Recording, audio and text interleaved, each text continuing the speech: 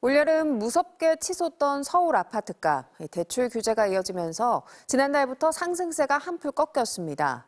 한국은행이 기준금리를 인하했지만 당장은 부동산 시장에 미치는 영향은 크지 않을 것이라는 전망이 우세합니다.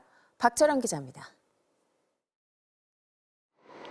최근 석 달 동안 서울 마포구에서 매매 거래가 가장 많았던 5년차 대규모 아파트 단지입니다.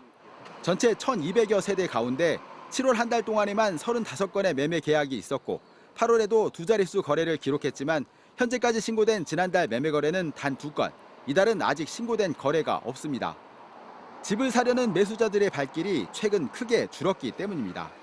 한동안은 매수 손님이 엄청 많아서 계속 엄청 나갔거든요. 그런데 지금은 약간 뜸해졌다고 보시면 돼요.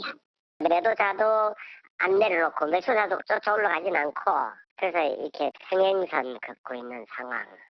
지난 7월 8,800건을 넘겼던 서울 아파트 매매 거래량은 8월 6,100여 건으로 줄었고 대출 규제가 강화된 9월 거래량은 신고 마감을 보름 남짓 남긴 현재까지 2,397건입니다.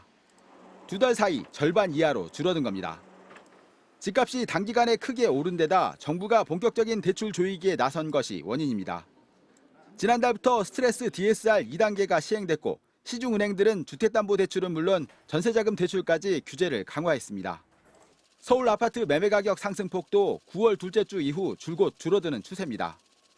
한국은행이 3년 2개월 만에 기준금리를 인하하긴 했지만 당장은 부동산 시장에 미치는 영향이 크지 않을 거라는 분석이 나옵니다. 여전히 고금리로 유지되고 있으면서 기준금리만 0.25포인트 정도 낮아진 거거든요. 정부가 대출 규제를 지속적으로 한다면 금리 인하에 관계없이 어려운 시장이 될 가능성이 있습니다. 이런 가운데 금융당국은 시중은행 대출 규제를 피해 제2금융권으로 대출 수요가 몰리는 풍선 효과 가능성이 있다고 보고 오는 15일 금융협회와 개별 회사들을 긴급 소집했습니다. 금융당국은 주담대 잔액이 많은 대형사를 중심으로 관리 강화 방안을 주문할 것으로 보입니다. MBC 뉴스 박철현입니다.